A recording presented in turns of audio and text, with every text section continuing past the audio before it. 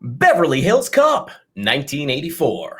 Foley, a rough and tumble cop from Detroit, makes his way to Beverly Hills to investigate his friend's murder. Between butting heads with the prim and proper police of Beverly Hills and uncovering a well-hidden criminal organization, Foley must get creative to solve the case.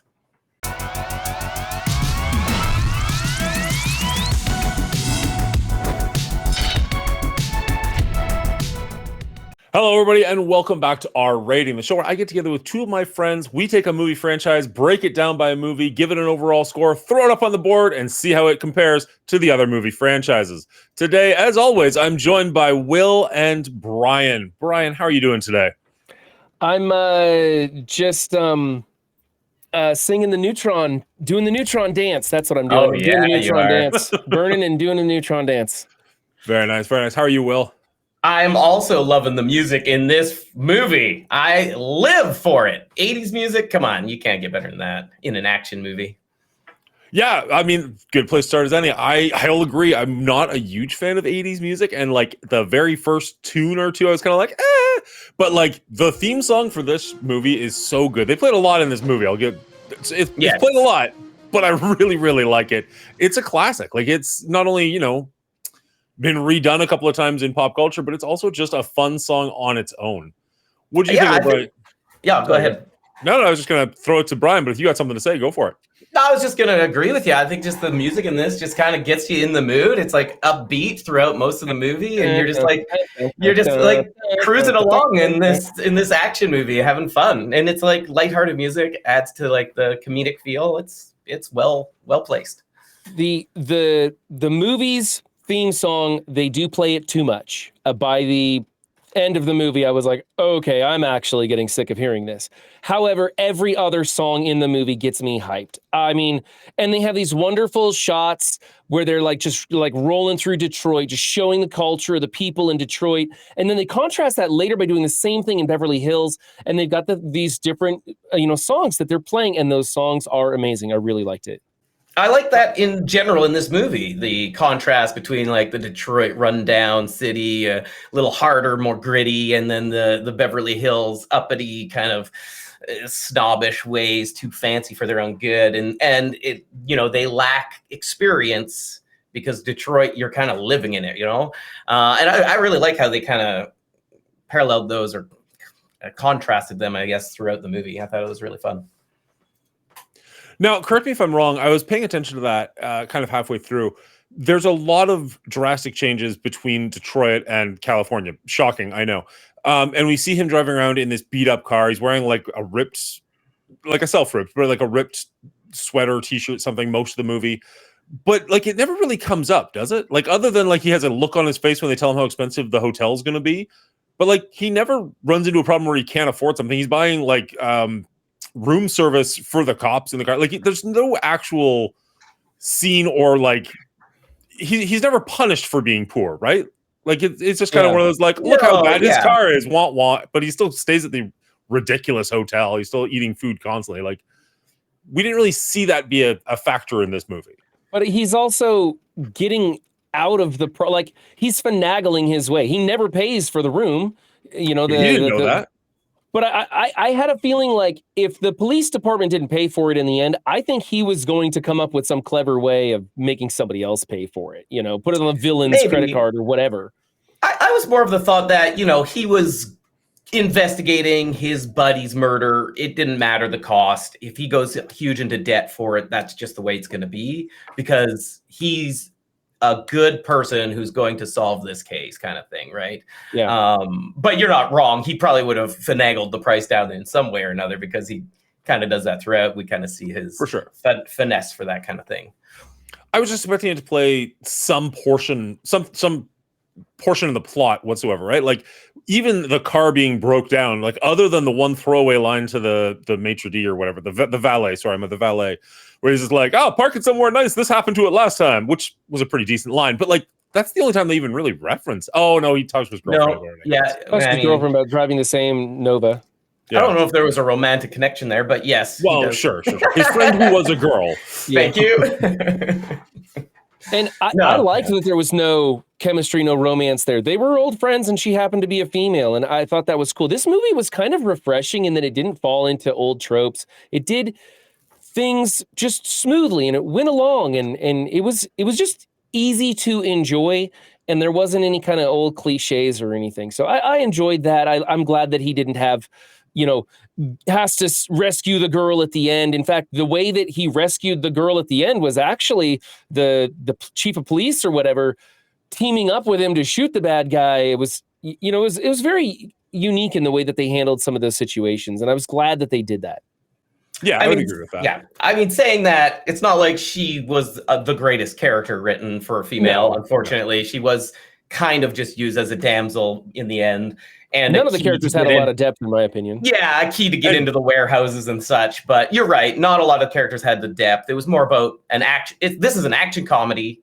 One of the first, I think, like big action comedies that kind of threw that genre into the mix.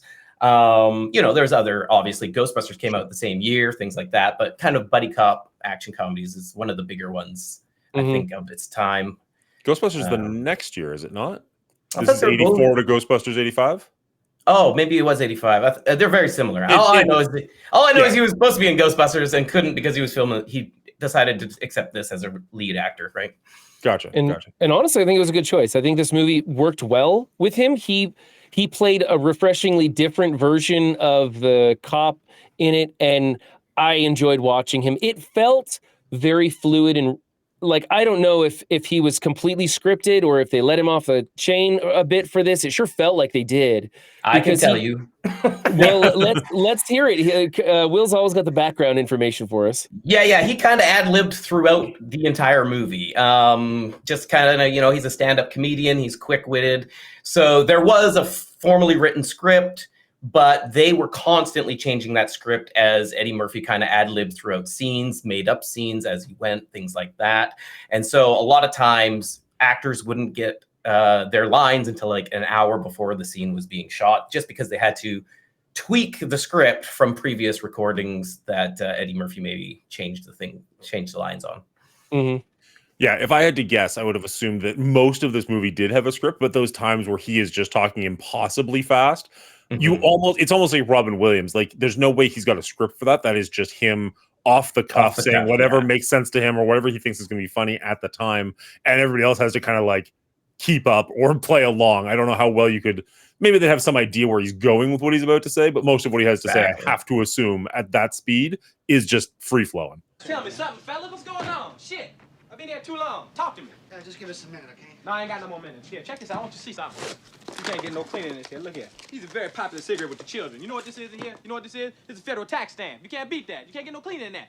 Yeah, and there was a lot of times where they had to retake shoots because, cast and crew were breaking up from what he was saying. You can even tell, like, when he's talking about Taggart and what's his name being like super cops, Billy. That whole scene, Taggart's like kind of going like this, like shaking his head, but he's actually laughing into his hand. So they didn't want to mess it up because, they have 3 cameras on, they're catching everybody. And he was riffing, right? So speaking of Taggart and Billy, Will, which one of those two was your favorite character in this, Taggart or Billy? Well, I think I am Billy more than Taggart, so I kind of gravitate towards him. I'm kind of like the bumbling, like, I'm gonna do this. I can't say no to doing good, even though I'm not supposed to. And he just kind of seemed more of like the comic relief, which I kind of gravitate towards. But I just like them as a team. I think they had pretty good chemistry overall as the buddy cops. And Dan, are you gonna say Taggart or Billy? Who's your favorite? He looks like Taggart. I'm probably more of the Taggart personality, just the like stone-faced stoic, like this is the rules. But like I prefer watching Billy, if that makes sense. Like he was the more fun of the two characters. But if you were to meet me in real life, you'd probably be like, oh yeah, he's a Taggart. As basic as the characters were, they didn't have a ton of depth. We didn't have any background story. There was no arc. Well, there was an arc for the characters actually. And they did Taggart especially. Yeah. Taggart especially, yes. But they had a type of chemistry. The 3 of them really worked well. And I just enjoyed watching all 3 of them, especially as they came around and had each other's backs by the end of it. Just made you feel good watching it. And then the police chief, even then, the cherry on top, him making up a lie to cover for everybody and solve the whole problem. just really, even though it was cheesy, it really worked for me and I enjoyed it. Yeah, it's beautiful in its simplistic way, but like I think the writing is just really well done. Like, and the pacing of the movie is really well done. Like they're always on to the next action thing or the next like fun scene or interesting thing, and the writing is like, oh, this is happening, and then they call back to it, and I think it was really well played in those ways. And even this far forward into the future, I was still laughing out loud watching this movie. It had a lot. It brought the funny. It was good. And it wasn't just Eddie Murphy's jokes. It was the whole thing. Like, it was just kind of cracked me up. Billy had me laughing a lot. I thought that was really good. Speaking of how this movie holds up over time, what do you guys think about some of the language in this? We had some soft R's. There was just some things I was like, oh, that's right. They did that in the early 90s. I forgot, What did you guys think of that? Okay, so one of the questions I usually ask at the beginning of the episode, and I realize I didn't ask for this one because the last couple we've done more recent movies. This one's actually been out as long as we've been alive, if not a little bit longer for some of us. This is only the second time that I've ever seen this one. I saw it for the first time maybe within the last 5 years. So this is a very recent viewing. I've never seen the sequels to this. So I don't have the nostalgia for this one. So as far as the comedy goes, there were parts that I chuckled at. There was nothing that I really laughed out loud at. And as far as the language goes, if there was a soft R, I totally missed it. So I can't speak to it. I guess it just went right over my head. Didn't stand out in a negative way, I guess. Yeah, I'm much the same. I grew up watching action movies, of the 80s. So to me, this is just the norm. I do, again, I've noticed, obviously, the lack of female representation in these movies and how they're utilized or not utilized in most cases. So I do notice these things now, but a lot of times I just like, oh, this just brings me back. So I just fall into the enjoyment, nostalgia of the thing. Yeah. So that said, I didn't notice anything too horrific. And on top of that, I guess like this movie, again, being older, I can do a lot of like research on like how things were done and what happened throughout the filming and things like that. And the director, well, little known fact or much known fact nowadays is this movie was originally cast by Sylvester Stallone as the lead. And Stallone bowed out because he didn't like the idea of action comedy. He didn't think it suited his kind of style. And so he took elements of this script and wrote his own script called Cobra and did that movie. And so then they hired Eddie Murphy. Cobra was not funny at all. Exactly. So they brought in Eddie Murphy as a stand-up comedian, and it's kind of rocketed him into stardom on the big screen, which is really cool. But like there's all these like tidbits. I don't even know where I was going with this. But I just find it interesting. You mentioned Sylvester Stallone doesn't like the idea of action comedies, and my brain went straight to Stop or My Mom Will Shoot. And I'm like, you're not wrong. There's no comedy in that either. Yeah. So Stop or My Mom Will Shoot. Exactly. I read someplace that Sylvester Stallone was upset over the orange juice that was in his trailer or something, and that was like the tipping point of him walking away from this. That sounded like something that was total BS to me. What you have to say about it sounds a little more legit and realistic. Mm-hmm. Yeah, no, it's just a matter of his taste of the script, and so they went a different direction, or they wanted to go that direction. He didn't, and so he moved on with it, which is fine. There was also other potentials. I think Mickey Rourke or something was the next in line, but they eventually settled on Eddie, which I think was a great choice. And I think it played off really well. He's a good fit for this role. I think he's a solid enough fit that I didn't even realize that they could have cast somebody else for this. Like, I would have thought that this was an Eddie Murphy movie. Right. Like, obviously he didn't direct it. He got somebody else to direct it. But I would have thought that this is like, he pitched this almost. Like, this feels so ubiquitous with him, with his career, that I'm a little bit shocked. Like, I can't picture Sylvester Stallone in this role, whether 100%. It was a comedy or not a comedy. Like, it just feels wrong.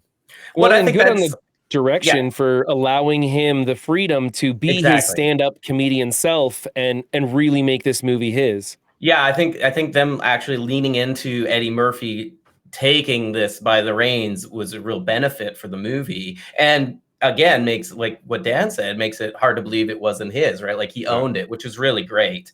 And and I think that there was a lot of the improvisation going back. Brian, you said you thought the chemistry between the police was really good. When they were casting, again, Judge Reinhold was already cast when Sylvester was originally in it, but they didn't have a John Ashton's character, Taggart. So they actually set up improvised scenes for the actors to like see how they connected and had chemistry. And the scene that Ashton and Reinhold performed was actually the car scene when they're talking about like the 5 pounds of red meat in your digestive system. Okay. They actually put it in the movie because they actually enjoyed the scene so much that they improvised. So it's really cool. It's really cool. A lot of the interesting tidbits along the way for this movie. Yeah, definitely. Were there anything in this movie that you guys didn't like? Because I had a couple of things. I really like the scoring. I like the sound effects. I love that when they punched people, it sounded like a real punch, not like somebody slapping a pork with a pig with a 2-4 or something. Way over the top sound effect. Yeah. So I really like the quality sound effects. That sounded good.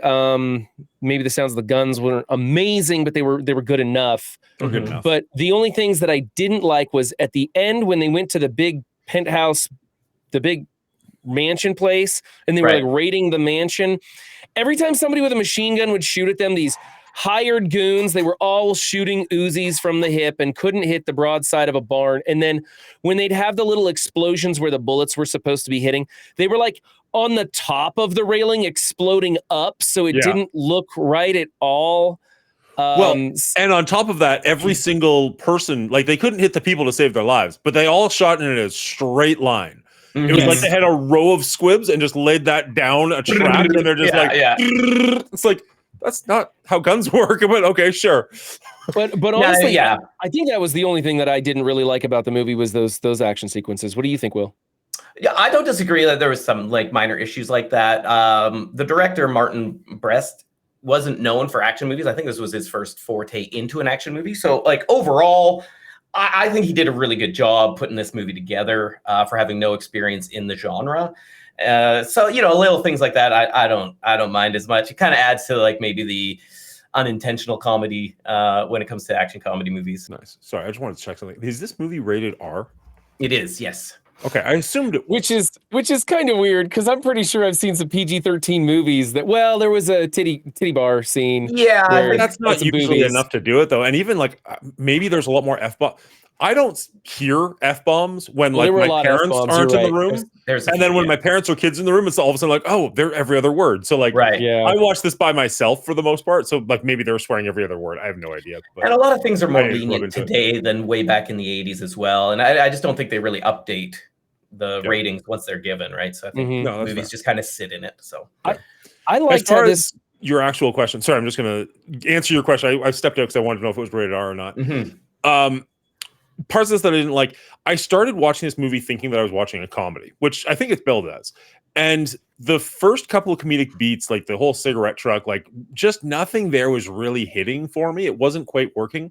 And with a movie that's rated R rated, like Eddie Murphy at this point, I don't know the exact timeline of when Raw or Delirious came up, but those are both hilarious. I love him as a comedian. So when he's kind of given free range, I was kind of hoping for a bit more than what I got. So as a comedy, for the first maybe 20 minutes of this movie, I was kind of like, it's okay. But then when I was like, okay, stop watching this as a comedy, stop watching this as a cop movie or a police drama, that's when I started really getting into it. Now, whether that was a mind frame thing on my part or just like the switch to Beverly Hills versus Detroit on the movie's part, I'm not 100% sure. But I did notice, like, once I started thinking, like, okay, just take this as the drama that it is. Don't worry about looking for the comedy or the big laughs. And if you laugh, great. And I did laugh a couple times during this movie. But that's when I started really enjoying it. So I hate to say that the comedy is the part that I didn't like, but I think I walked into this expecting more comedy. Now, that being said, comedy is not only subjective, but for the most part, comedy has an expiration date. And this movie is almost as old as I am.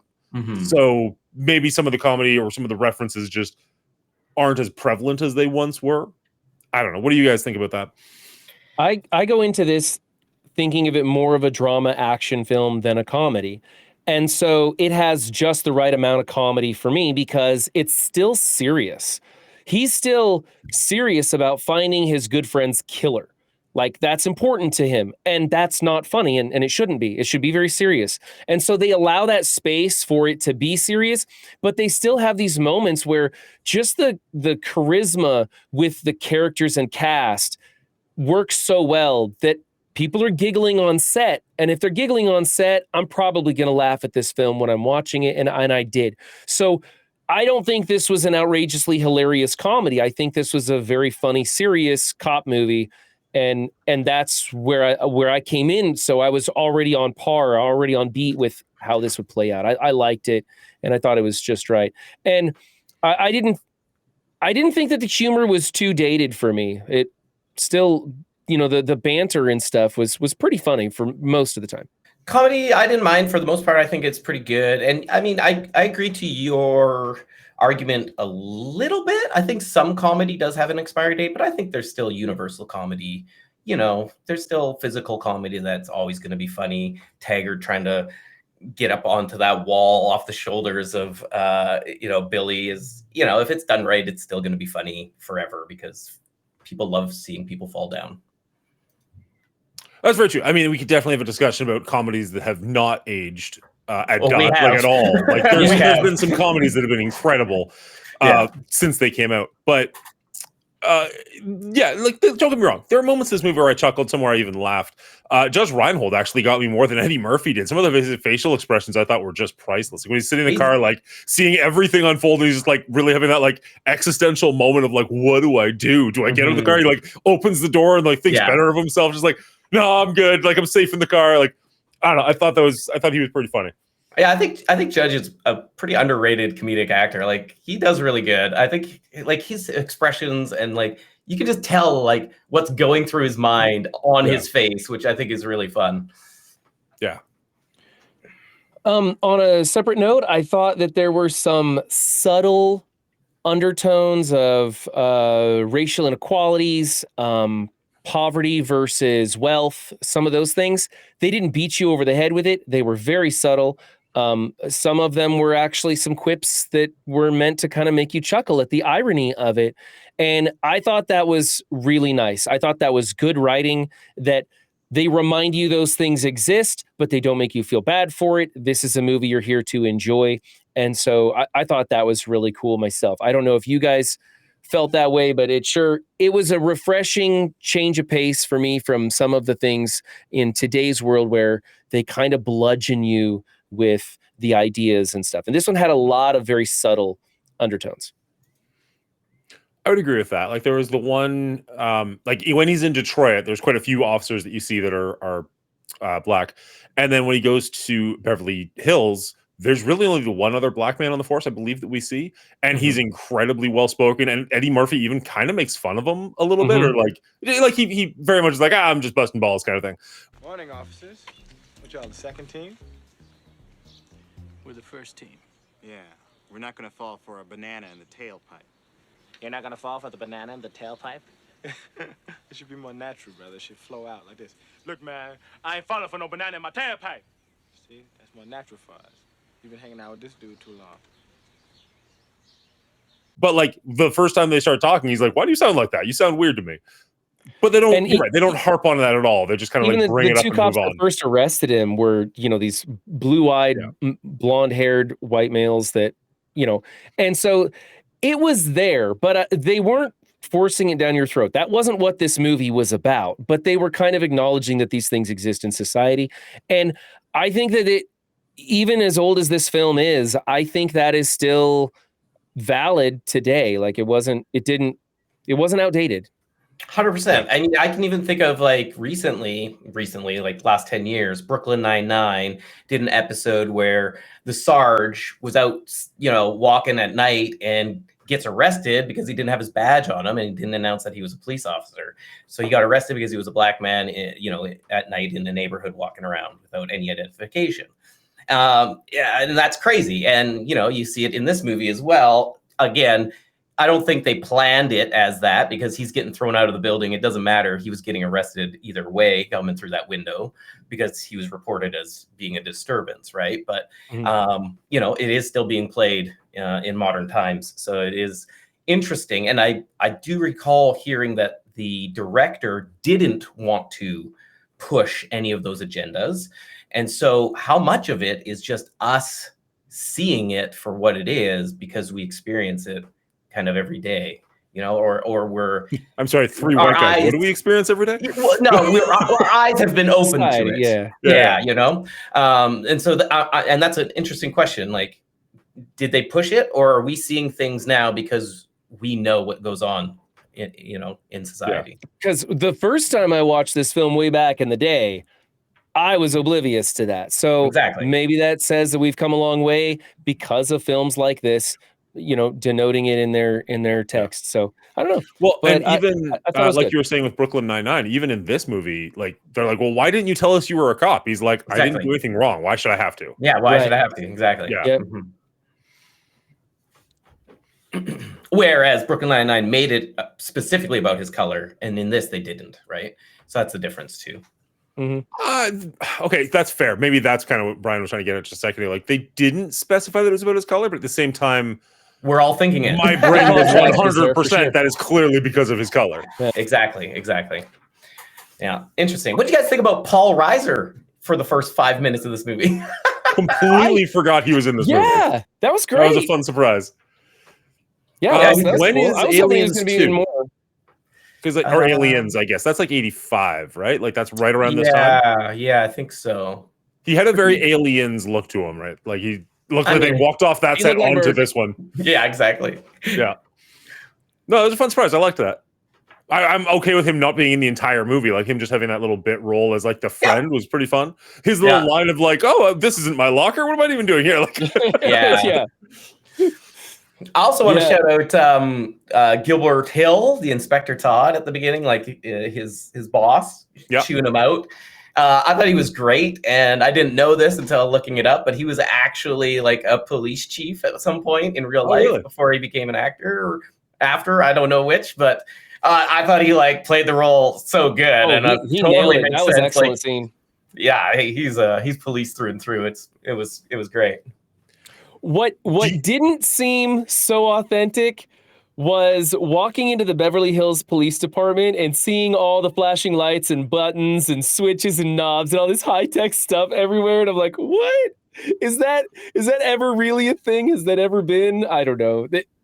Yeah, it's super funny because they also talk about using like satellite tracking to like track down people and things, like other officers. And nowadays we call that GPS, I think, right? Like they like predicted the future. And I thought, okay, I'll say this. I think they did a much better job of futurizing the police force than Predator 2 did. Yeah. I'll give you that. Absolutely. Yeah. There's nobody behind a monitor being like, enhance. With their weird futuristic pistols and stuff, like that don't actually do anything. the GPS, or what will later be called GPS, like I think they were only tracking the cars, right? Like that makes sense. You could have a tracker in a vehicle, like a fleet vehicle. That the low jack works. in the vehicles, they had those. So that made sense. Yeah. I don't know if the switchboard looks quite like it did in the movie, but whatever, it's fine. It's Hollywood. And again, I talked about this earlier. I thought I liked it just because it made that contrast between like how little Detroit had and how much Beverly Hills had, and like how it made the police force so different, right? And how they did their jobs. So I enjoyed those elements, even if they were a little far-fetched. You may need to edit this out, Dan, but that's all I got for this film. That's kind of it. I think that's everything I got. I was gonna say, like I told you before we even started, like I don't have a ton to say about this. Like it was fine. It was fun enough. Like I didn't dislike it. I didn't love it. It just kind of happened, right? Like I mean, to me, I just appreciated like the quick pace. You kind of got to each element efficiently. I thought this was an efficient movie with lots of like fun, like light moments, contrast to like serious action moments, and they weaved it really well. And so I think this movie just kind of in terms of like standing the test of time holds up pretty well that way, because we just did Jurassic World Rebirth and it was just so flat and boring and felt longer than it was because it didn't have that succinct writing and quick edits. And I just thought it was refreshing to watch this. I don't know. more movies nowadays should be this formula. I think so. I think they did a lot with a little on this. I thought like the car chase scene in the beginning with the truck, they destroyed a lot of vehicles, and I guarantee you that semi truck had a reinforced bumper. It would not push through cars quite like that, but it was fun to watch. It got you excited right from the jump. You got to see Eddie Murphy's personality like really pop off right before that all happened. So it was a great kind of intro, like, hey, here's this loudmouth, fast-talking guy, and we've got an action sequence. And it was kind of that pacing throughout the film. It was Eddie Murphy doing some fast-talking, and then it was an action sequence. And then you combine that with a whole bunch of chemistry with the different characters in the film. As maybe shallow or undeveloped as some of them were, it still worked. It was what you needed. I think this movie was about an hour and 45 minutes long, and I thought it was just right. I don't have much else to say either. I mean, it's quick, easy watch. If you like action comedies, it kind of tickles your fancy in those ways for the most part. It's kind of the curse of, for lack of a better term, it's kind of the curse of mediocrity. Like, if you have a movie that is phenomenal, it's easy to talk about for a long time. If you have a movie that is trash, it's easy to talk about for a long time. But you have a movie that's like good, it's fine. It's like, what else do you really get to say about it? Unfortunately, like, is Beverly Hills Cop good? I think it is. I think it's good. I'm not hating on it. Is it great? I wouldn't think so. Okay, let me ask you this, Dan. Sure. Just because you kind of seem the most lukewarm of us, which is fine. Do you feel the character of Axel Foley, Eddie Murphy's performance, the characters, the way the film unfolded, do you think it warrants a franchise of 3 additional films? So that's one of the things that I kind of wanted to ask you about, and I kind of don't want to know the answer, is I don't know where this franchise is going. Like, it's called Beverly Hills Cop. I have to assume he's going to go back to Beverly Hills, but is it going to be one of those stupid, like, Home Alone things where he goes back to Detroit and is back to being a Detroit cop and then something draws him back? Or is it like he really likes Taggart and Billy and he's going to, like, you know what, I'm going to put in for a transfer, and he just moves to Beverly Hills? And I don't actually want an answer. So, like, leave that to yourself. I'll find out in a couple of days when I watch the second one. But I left this, I guess if there hadn't been sequels, I probably would be okay with this being a one and done. But because I know there are sequels, I am curious to know where the story goes from here, how we get as many sequels as we do. Because there's like the 3 within like a 5 or 7 year radius, and then 20 something years before the 4th one. So yeah, I would say that I'm curious about Eddie Murphy and his character and Axel Foley and where do they go from here? That being said, I think this is one of those franchises of diminishing returns where by the time you get to the 3rd one, it's pretty so maybe it is just that Home Alone of like, as most franchises are. yeah, fair enough. Maybe it's just Eddie Murphy like, oh, gotta go back to Beverly and let's make sure we like hit the same beats and see the same people, and I don't know. We'll see. We'll see where this lands. But right here, right now, I'm cautiously optimistic to watch the rest of the franchise. I haven't seen the 2nd or the 3rd one, so I don't know. But seeing this, I would walk, like, if I saw this in theaters, I think I would walk out and go, you know what? I hope they make a sequel because I want to see more of that trio of Taggart and Billy and Axel Foley. I really enjoyed that chemistry. I really enjoyed what they had. I think that they could do other things, and they could probably come in with a bigger budget and do more exciting things than just figure out this. Well, I mean, in cinema, this was a relatively small murder mystery that he was going to solve that turned out to be a drug trafficking situation. But it wasn't like end all be all, right? Like, they weren't trying to take down the president of America or anything like they do in cinema today. It was not simple. Today's, and that was okay. So I would hope that they would kind of turn the volume up a little bit on number 2, do it again with the same cast, and give us a little bit bigger budget to work with. And I would be very interested to see what happens next. I'm looking forward to number 2. Does it warrant a trilogy? We'll see. Right, exactly. It's 4. Like, it's not just a trilogy. Oh, is it 4? I really want to know. Yeah, because there's the brand new one, the Axel F, that just came to Netflix like 2 years ago. Yeah. Oh, I thought that was the 3rd one. Okay, never mind. No, yeah. No, well, there's a lot of people a lot of people maybe want to forget that 3rd one, but we'll see. We'll see how it goes. Have you seen the whole franchise, Will? I have. I've only Okay. seen the first one multiple times. The second one a couple of times. The third one I think I only overwatched once. I actually don't remember it much at all. But I'm Okay, sure it'll come flooding back to me for Chat's unwelcome pretty reasons. unanimous that the third one's forgettable / bad. Yeah. So Okay, I'm pretty sure Eddie Murphy himself kind of despised the movie, so it is what it is. Really? Okay, it's Yeah. question from the ignorant guy here.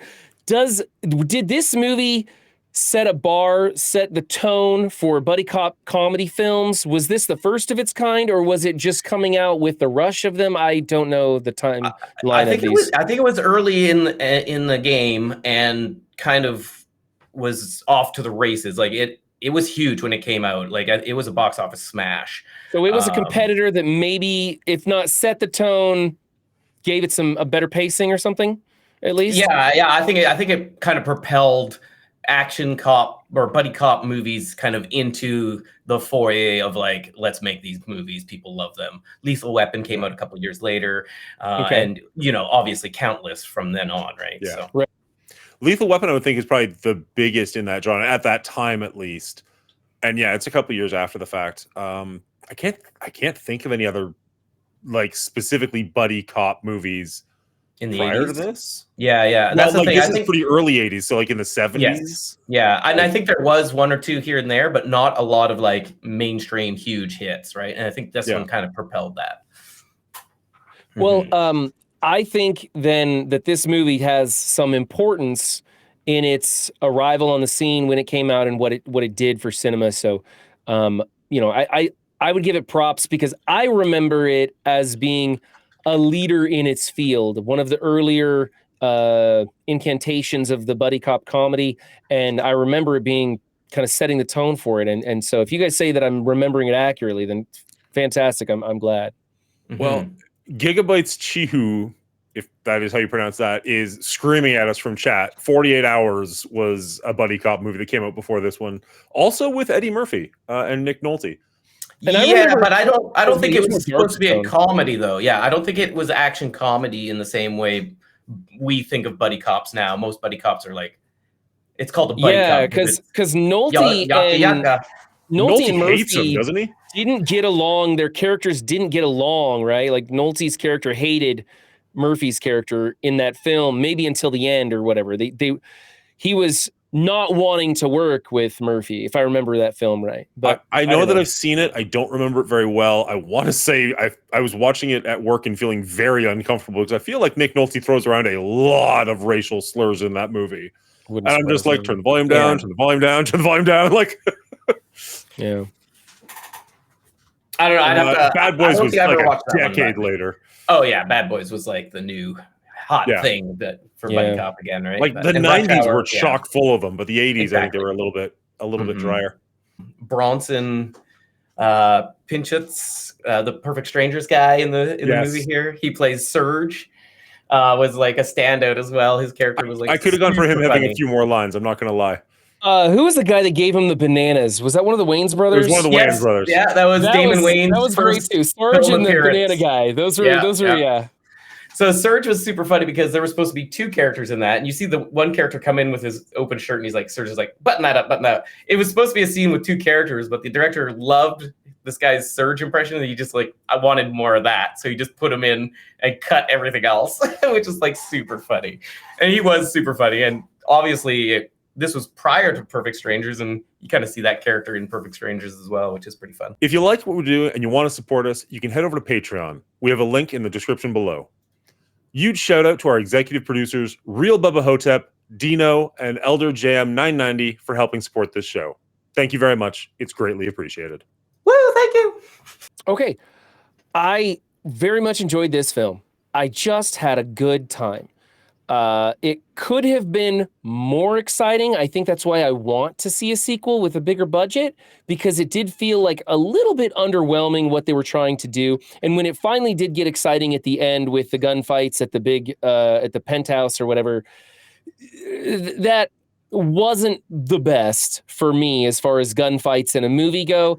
But the comedy, the dialogue, especially the charisma, the chemistry between all the characters, really enjoyed this film a lot. And I think that it had great direction in allowing Eddie Murphy to do his thing, and because this was the first of the director's genre to really jump in and do what he did, I thought he did a great job. And so for me, I think that this movie is definitely a movie that people should see. I'm giving this movie an 80. I honestly, I had fun, and I think they did almost everything right. It's very hard for me to critique this one. I think it's solid. I kind of said what I felt about this movie earlier, in the fact that I came into this wanting a comedy, felt a little bit left down until I realized, no, I'm watching a police drama, watching a procedural sort of thing. Once I kind of switched that motion in my brain, I started liking this movie a lot more. Now, again, I did find it funny. I did enjoy this movie. I liked the performances. I don't think there was a weak performance in the bunch. Nobody blew me away, but they were all very solid. There was nobody that took me out of the film. As far as the cinematography goes, it was acceptable. There was nothing great about it. The bullets at the end was kind of rough, but other than that, it was totally fine. The music in this I really did like, despite the fact that I'm not a big 80s musical person. Like I don't really resonate with that sound per se, but the theme song for this movie I think is fantastic, and all-timer. The plot of this one I think is pretty simple, but it's actually kind of perfect for the movie that they're making, so I have no real issues there. The entertainment on this one is a little bit lower for me personally. Not because there's anything wrong with it, it just isn't one that I'm likely to revisit over and over again. I do really like this movie. I can absolutely see why there were sequels to it, and I am curious to see where the next movies go, but I'm a little bit cooler on it than Brian is. I'm giving this movie a 70, and I don't think there's anything wrong with it. It just didn't quite resonate for me on the level that I was hoping that it would. All right, Beverly Hills Cop. I enjoyed this movie. I've always enjoyed this movie. Eddie Murphy, again, you know, he is a force. He's a comedic talent, and there's a reason why his career has been so large, copious amounts of hilarity ensuing. This movie specifically, though, sets the tone, sets the bar for action comedies moving forward. I love the great pacing of this movie, the simple but concise kind of concrete plot. You know, it's not too complicated, it's not too simple, but it hits every note it needs to get it done. Yeah, I think everything we've said about this movie has been said. The music, again, you can't help but tap your toe when they're doing action scenes or even walking down the street. It's just catchy. And this movie is just a catchy little number. So I gave it an 80 out of 100 as well. I think it does stand up the test of time, and I'll probably watch this again in another 20 years and still enjoy it. All right. Dan, I'm so excited. Please reveal. Beverly Hills Cop, one movie in, and has taken the second place spot so far on our list of franchises, knocking down what is it? It's Neverending Story onto the second page along with Highlander. Now, theoretically, it could also be Home Alone. Maybe I'll switch that at some point. Mm-hmm. But nonetheless, how does this feel? Beverly Hills Cop in second place. It's only one movie, but do you think that deserves the spot? Do you think it's going to drop pretty significantly over the course? Brian and I think we've only seen the first movie. Yeah, I mean, as someone who's seen 3 of the 4, I think it will drop a little ways after at least one of those movies. But the 4th one's up in the air for me. I haven't seen that one either. So it could go up, it could go down. I'm guessing it's going to go down a little bit overall when we get all 4 movies on the board. We see this every time we have the first movie in a franchise come out. They don't make a franchise off a bad film. The first one's always going to land high. Mm-hmm. Even Highlander, the first Highlander landed kind of high. For what it was. It landed pretty high. So this doesn't surprise me at all. It's definitely going to change. How far it's going to change over the course, you guys will have to tune in and see, because we'll be back next week going over Beverly Hills Cop 2 and following up the rest of this franchise as we go along. So tune in. Yeah. That was our rating of Beverly Hills Cop, but what's yours? Leave a comment down below. I'd love to hear what you have to say. We record this over at twitch.tv/The Mongoolie Show on Thursday nights at 9 p.m., so you can head over there and follow that if you want to watch this live. Or if you just enjoyed this video, hit the like button and subscribe so I see you in the next one.